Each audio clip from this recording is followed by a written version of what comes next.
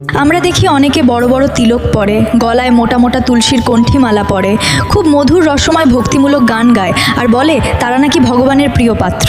কিন্তু বাস্তবে তাদের না গুরুর প্রতি ভালোবাসা আছে, না প্রিয় ভগবানের প্রতি। তাদের ভালোবাসা থাকে কেবল প্রতীক, টাকা, মান সম্মান, প্রতিপত্তির প্রতি। তারা যতই মধুর ভক্তিমূলক গান গাক, তাদের ভিতরে লক্ষ্য থাকে টাকা, মান, খ্যাতি। এটাও এক ধরনের ভণ্ডামি, অর্থাৎ দম্ভ। আর তাদের ভিতরে কি অবস্থা জানো? কাম, ক্রোধ, লোভ, মোহ এগুলো তাদের অস্থির করে রেখেছে।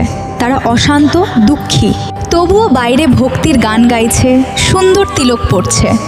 প্রশ্ন হলো, তাদের এমন অবস্থা কেন? উত্তর হলো খারো, কারণ তাদের উপর শ্রীহরি বংশের কৃপা নেই। তারা সত্যিকারের শরণাগতও নয়, সাধুদের সঙ্গও নেই, তাই তাদের এই দশা।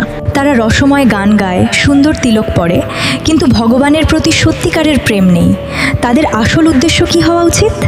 ভগবানের গুণগান গেয়ে তাকে সন্তুষ্ট করা না, যে মানুষকে খুশি করে টাকা বা সম্মান পাওয়া। যদি সত্যিকারের ভক্তি থাকে, তাহলে ভিতরে আনন্দ, শান্তি, ত্যাগ সব জাগ্রত হয়। কারণ প্রেমে ত্যাগ থাকে, আর ত্যাগে শান্তি থাকে। সেই শান্তিতেই সত্যিকারের আনন্দ আসে। তাই আমরা গান গাইব শুধু আমাদের ইষ্টের জন্য, তিলক পরব কাউকে দেখানোর জন্য নয়, বরং নিজের দাসত্বের চিহ্ন হিসাবে।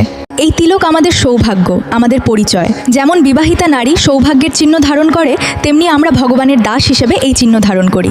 সার কথা হলো, বাহ্যিক ভক্তি নয়, অন্তরের প্রেমই আসল ভক্তি। সত্যিকারের ভক্তি মানে ভগবানের জন্য করা, মানুষের জন্য নয়।